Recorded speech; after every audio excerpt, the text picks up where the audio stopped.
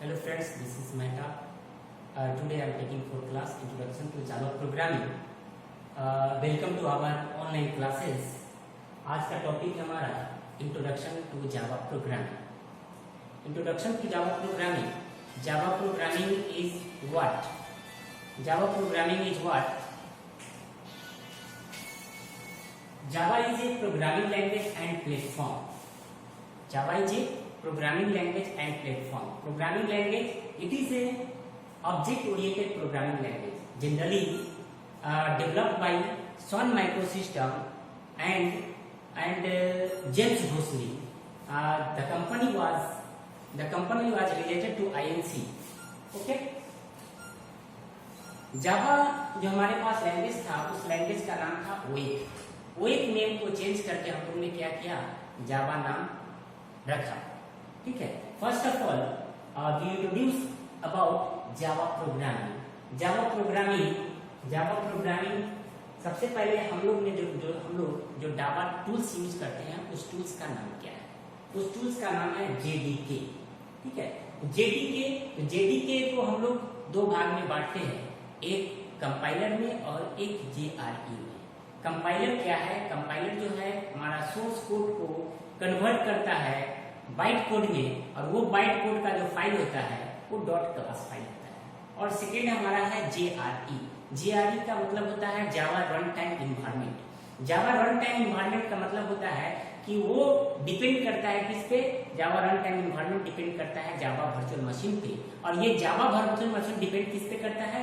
Operating system पे depend करता है, और लास्ट में जाकर वो क्या करता है? आउटपुट हमारा प्रोवाइड करता है. तो हम लोग सबसे पहले ये जानेंगे कि जावा बेसिकली है क्या. तो दो line.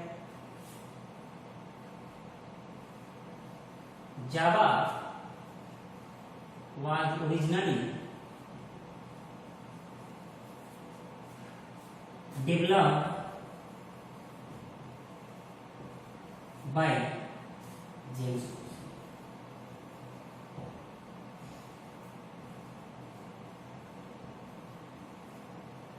Java was originally developed by James Gosling and which is initiated by Sun Microsystem and released in 1995.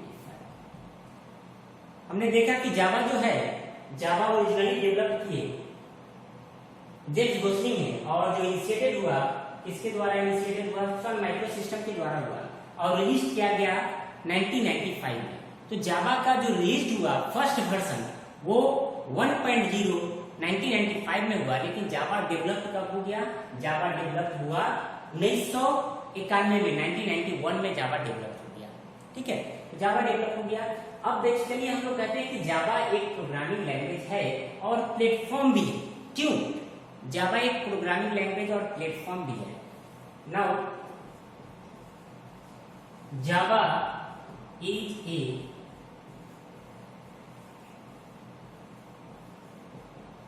Programming language and platform. Platform का क्या मतलब है? प्लेटफॉर्म का मतलब होता है कि any hardware and software run, जिसको हम लोग बोलते हैं प्लेटफॉर्म. जैसे में उसको हम लोग बोलते हैं JRE, जावा रन टाइम इन्वायरमेंट.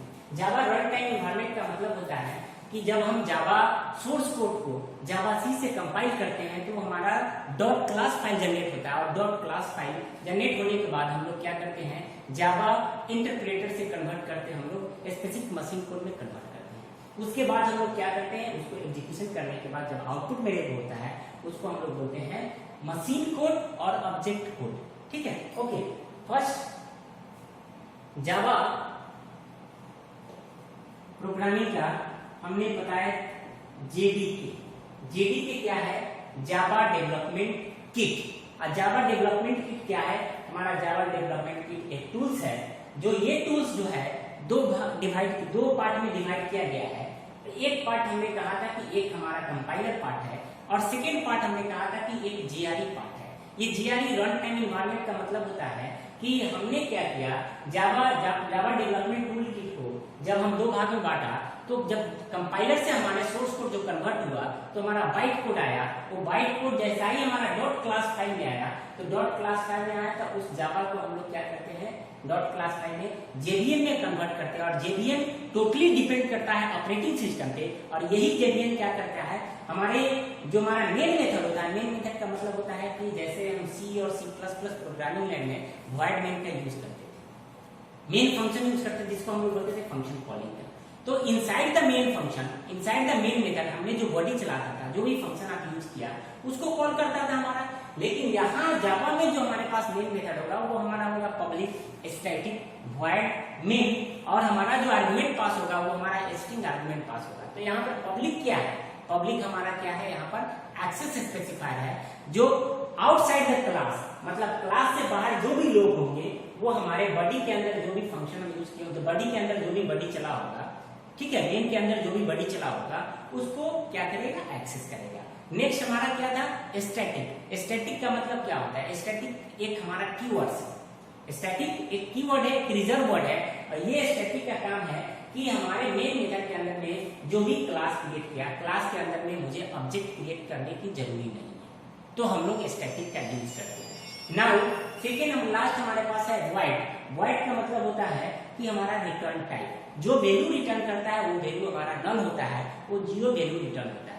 और हमारा जो आर्गुमेंट पास कर रहा है उसमें स्ट्रिंग है। स्ट्रिंग हमारा क्या है, स्ट्रिंग का जो फर्स्ट लेटर है, यहाँ पे स्ट्रिंग का फर्स्ट लेटर हमारा अगर कैपिटल है, तो कैपिटल अगर स्ट्रिंग का फर्स्ट लेटर है तो हम लोग उसको बोलते हैं pre defined class, pre defined class. और उसके बाद हमारे पास है एक आर्गुमेंट, ये हम लोग एरे पास कर रहे हैं, वो वेरिएबल है। हम लोग सारे को पब्लिक स्टैटिक वॉइड हमारा है वो हमारा फिक्स रहेगा, स्ट्रिंग जो है प्री डिफाइंड क्लास वो फिक्स रहेगा। लेकिन हमारे पास जो हमारे पास एरे वेरिएबल है जो स्ट्रिंग क्लास का है, वो हमारा क्या होगा, वो चेंज हो सकता है, ठीक है। तो मेन मेथड हमारा ये है। मेन मेथड के अंदर में जब भी हम कोई भी एक बॉडी चलाते हैं, बॉडी चलाने के बाद हमारा जेवीएम क्या करेगा, जेवीएम के द्वारा हमारा कॉल करेगा बॉडी के अंदर में जो भी हमारे पास कोड है, डेटा है, या जो भी हम लोग चलाते हैं, फंक्शन चलाते हैं, तो बॉडी या ऑब्जेक्ट हम क्रिएट किए, उस ऑब्जेक्ट को एक्सेस करने के लिए हम लोग क्या करेंगे, एक पब्लिक एक्सेस स्पेसिफायर का यूज करते हैं। और पब्लिक एक्सेस स्पेसिफायर कब यूज करेगा, जब हमारा जेवीएम उसको कॉल करेगा, ठीक है। तो जेवीएम हमारा क्या है, एक हमारा एरिया हमारा हो गया, एक रिसोर्सेज हमारा गाइडेड हो गया, या उसको हम लोग बोल देंगे कि एक मीडिया हो गया, मीडियम हो गया जेवीएम, जो कॉल करता है कि हमारे ये बॉडी के अंदर में जो भी हमारा ऑब्जेक्ट क्रिएट है, जो भी हमारे पास फंक्शन है, या जो भी हमारे पास क्लास है या वेरिएबल है, उसको एक्सेस करने के लिए हम लोग क्या करेंगे, पब्लिक एक्सेस स्पेसिफायर का यूज करेंगे। तो हमने देखा कि जेडीके में एक हमारा कंपाइलर है, और नेक्स्ट हमारे पास ये है कंपाइलर का। जानते हैं कि कंपाइलर क्या है, कंपाइलर एक कन्वर्टर का नाम है, कन्वर्टर है। और जीआरई क्या है, जावा रन टाइम में। क्यों जावा रन टाइम एनवायरनमेंट इसलिए हम लोग बोलते हैं कि हमारे पास जो जावा है, अभी हमने बोला है कि Java is a programming language and platform. Platform का मतलब होता है कि हमारा जो जावा प्रोग्रामिंग लैंग्वेज है, जो हार्डवेयर होगा या सॉफ्टवेयर होगा, मतलब कोई भी हार्डवेयर और कोई भी सॉफ्टवेयर पे हम ये जावा प्रोग्रामिंग को रन करवा सकते हैं, चाहे वो विंडोज हो गया, चाहे वो मैक हो गया, चाहे वो हमारा डॉस हो गया, चाहे किसी भी इन्वायरमेंट पे हम जावा प्रोग्रामिंग को रन करवा सकते हैं। इसीलिए हम लोग बोलते हैं कि जावा एक प्लेटफॉर्म है। और प्लेटफॉर्म का मतलब होता है कि इनडिपेंडेंट, नॉट डिपेंडेंट। जेवीएम क्या है, मेरा ऑपरेटिंग सिस्टम डिपेंडेंट है, लेकिन जावा हमारा प्लेटफॉर्म इंडिपेंडेंट है। तो उस केस में हम लोग बोलते हैं कि ये जो रन करता है उसको हम लोग बोलते हैं जावा प्लेटफॉर्म, और उसको दूसरे वर्ड में हम लोग बोल सकते हैं जावा रन टाइम इन्वायरमेंट। ये जावा रन टाइम इन्वायरमेंट जो होता है, वो जावा रन टाइम इन्वायरमेंट हमारा किस पे डिपेंड करेगा, वो जेवीएम पे। और जेवीएम हमारा क्या करेगा, वो डिपेंड करता है ऑपरेटिंग सिस्टम से। और हमारा कंपाइलर जो है, कंपाइलर जैसा ही हमारा सोर्स कोड होगा तो वो हमारा डॉट क्लास फाइल में होगा, और ये डॉट क्लास जो होगा एक बाइट कोड का है,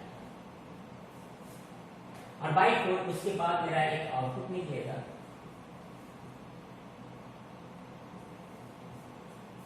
तो ये हमारा टूल से ऐसे हम लोग क्या करते हैं, जावा प्रोग्रामिंग का रन करते हैं। अब नेक्स्ट हमारे पास है कि कैसे हम कंपाइलेशन करवाते हैं और कैसे हम एग्जीक्यूशन करवाते हैं। तो कंपाइलेशन का मतलब होता है कि अगर हम कंपाइल करवाते हैं सोर्स कोड को, सपोज सोर्स कोड को हमने कंपाइल करवाया,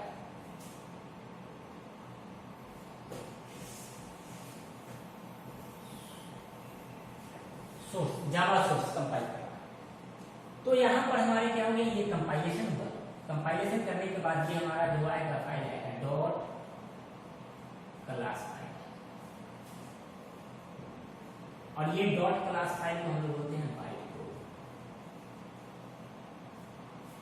ओके, अब हमारे पास ये तो कंपाइलेशन हुआ, डॉट क्लास फाइल, ये बाइट कोड हुआ। अब बाइट कोड आप हम क्या करेंगे, अब जेडीएम क्या करेगा, जेडीएम हमारा आउटपुट देगा, उसके लिए हम लोग एग्जीक्यूशन का काम करते हैं। तो अगर हम एग्जीक्यूशन करते हैं,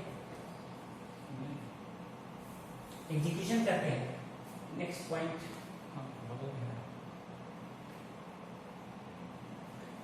एग्जीक्यूशन अगर करते हैं तो जो भी हमारे पास क्लास फाइल है, डॉट क्लास फाइल, इसको हम लोग बोलते हैं बाइट कोड। बाइट कोड को हम लोग क्या करते हैं, जावा इंटरप्रेटर से करते हैं, जावा इंटरप्रेटर। तो हमारा ये आ जाता है आपका मशीन कोड, ये हमारे पास आएगा मशीन कोड, ये मशीन कोड आता है। तो हमने क्या देखा यहाँ पर, अगर कोई जावा फाइल है तो जावा फाइल को जब हम कंपाइल करते हैं तो हमारा डॉट क्लास फाइल में आता है, वो डॉट क्लास फाइल हमारा बाइट कोड कहलाता है। और इस बाइट कोड को हम लोग क्या करते हैं, जावा इंटरप्रेटर से कन्वर्ट करते हैं, और जावा इंटरप्रेटर कन्वर्ट करने के बाद हमारा लास्ट में स्पेसिफिक मशीन कोड आ जाता है।